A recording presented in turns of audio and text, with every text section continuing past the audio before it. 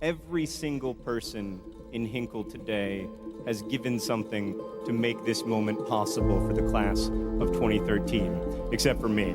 But everyone else has. But I want to wish special congratulations to you graduates today. Before we get to the life advice that you will soon forget portion of the program, I want to engage in a time-honored tradition of American commencement addresses, that of stealing from other commencement addresses, in this case one by the children's television host, Mr. Fred Rogers. I want you to spend 1 minute, which I know is an eternity in the age of the internet, but I want you to spend 1 minute, if you will, thinking of some of the people who helped you to get to today, the people who loved you and without whose care and generosity you might not have found yourself here, graduating from Butler, or watching someone you love graduate, or seeing your students graduate. Think for just 1 minute of those who have loved us up into this day. I'll keep the time.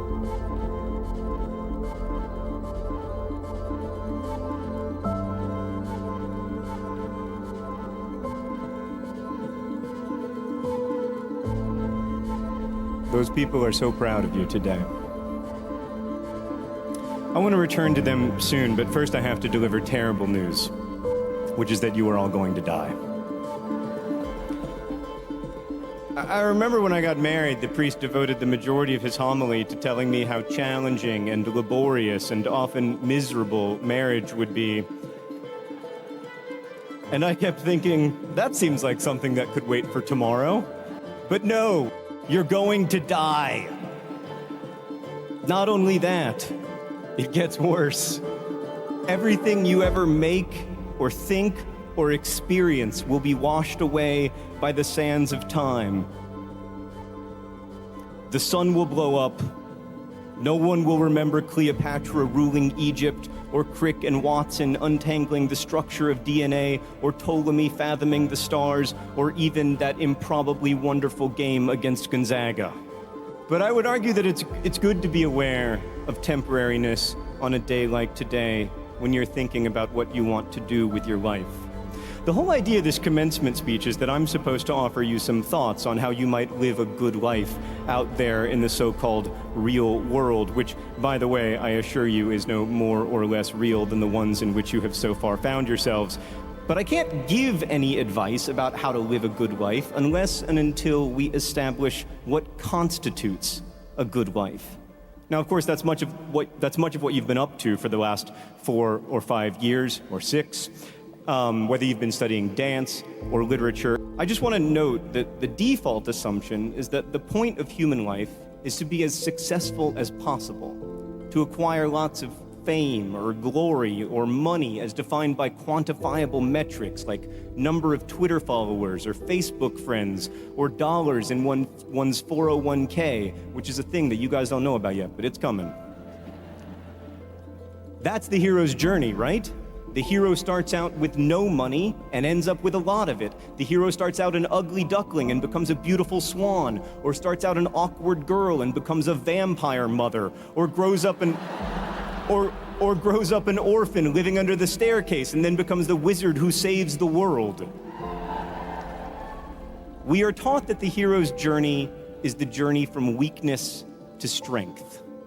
But I'm here today to tell you that those stories are wrong.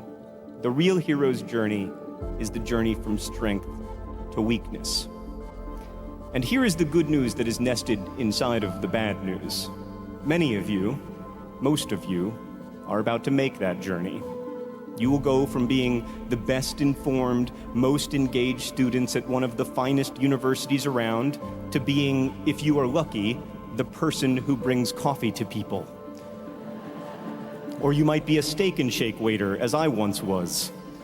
Whether you're a basketball player or a pharmacist or a software designer, you are about to be a rookie. Your parents' long-asked questions, what exactly does one do with a degree in anthropology, will become a matter of sudden and profound relevance in your life. Your student loans will come due, and you will have a hard time. Your student loans will come due, and you will need a very good answer for why exactly you went to college in the first place. Which answer you will have a hard time coming by as you sit at your job, provided you are lucky enough to find a job, and suffer the indignity of people calling you by the wrong name. Or if you are forced to wear a name tag, the indignity of people calling you by the right name too often. And that is the true hero's errand, the journey from strength to weakness. And because you went to Butler, you will be more alive to that experience. You will be better able to contextualize it and maybe even find the joy and wonder hidden amid the dehumanizing drudgery. For example, when I graduated from college, I worked for a while as a data entry professional. And I would often call to mind William Faulkner's brilliant letter of resignation from the United States Postal Service, which went like this. As long as I live under the capitalistic system, I expect to have my life influenced by the demands of moneyed people. But I will be damned if I propose to be at the beck and call of every itinerant scoundrel who has 2 cents to invest in a postage stamp. This, sir, is my resignation, William Faulkner.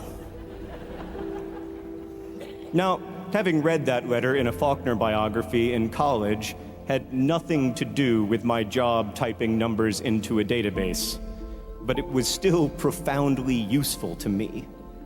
Education provides context, and it provides comfort, and it provides access, no matter the relationship between your field of study and the trajectory of your post-collegiate life. But still, you are probably going to be a nobody for a while. You are going to make that journey from strength to weakness. And while it probably won't be an easy trip, it is a heroic one. For in learning how to be a nobody, you will learn how not to be a jerk. And for the rest of your life, if you are able to remember your hero's journey from college grad to underling, you will be less of a jerk. You will tip well. You will empathize. You will be a mentor and a generous one. In short, you will become like the people you imagined in silence a few minutes ago. And let me submit to you that this is the actual definition of a good life. You want to be the kind of person who other people who may not even be born yet, will think about in their own silences, years from now at their own commencements. I'm going to hazard a guess that relatively few of us closed our eyes and thought of all the work and love that Selena Gomez or Justin Bieber put into making this moment possible for us. We may be taught that the people to admire and emulate are actors and musicians and sports heroes and professionally famous people. But when we look at the people who have helped us, the people who actually change actual lives, relatively few of them are publicly celebrated. We don't think of the money they had, but of their generosity. We don't think of how beautiful or powerful they were, but how willing they were to sacrifice for us. So willing at times that we might not even have noticed they were making sacrifices. So with all that in mind, I'd like to share with you a few pieces of what I believe to be rock-solid advice about, proper adulthood. First, and perhaps most importantly, don't worry too much about your lawn. You will soon find that almost every adult American devotes tremendous time and energy to the maintenance of an invasive plant species called turf grass that we cannot eat. I think you should choose a better obsession. Also, you may have heard that it is better to burn out than it is to fade away. That is ridiculous. It is much better to fade away. Always fade away. And keep reading. Specifically read my books, ideally in hardcover, but also keep reading other books.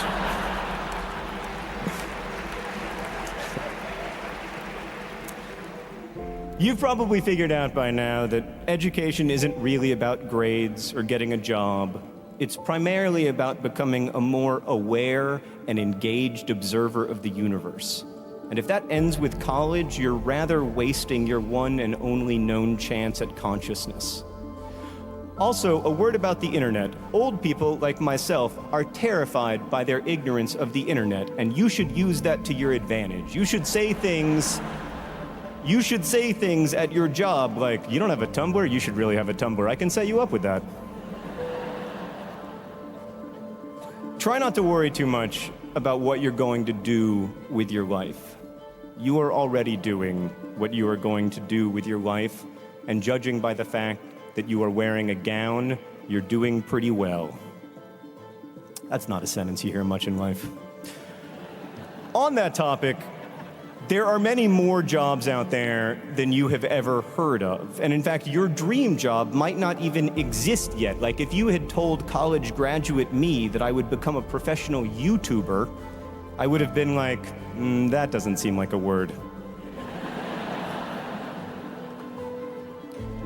And lastly, I want to encourage you to be vigilant in the struggle toward empathy. A couple years after I graduated from college, I was living in an apartment in Chicago with 4 friends, one of whom was this Kuwaiti guy, Hassan. And when the US invaded Iraq, Hassan lost touch with his family, who lived on the border for like 6 weeks. By the way, some of you have heard me tell this story before, but I have a microphone, you're seated, so you're gonna listen to the rest of it. So my friend Hassan responded to this stress by watching cable news coverage of the war 24 hours a day, and the only way to hang out with Hassan was to sit on the couch and watch the news with him. So one day, we were watching the news, and the CNN anchor was like, "We're getting new footage from the city of Baghdad." And a camera panned across a house that had a huge hole in one wall covered by a piece of plywood. And on that plywood was Arabic graffiti scrawled in black spray paint. And the news anchor started to talk about the anger on the Arab street. And Hassan started laughing for the first time in weeks. I said, "What's so funny?" He said, "The graffiti." I said, "What's funny about it?" And he looked at me and he smiled and he said, "It says, 'Happy birthday, sir, despite the circumstances.'"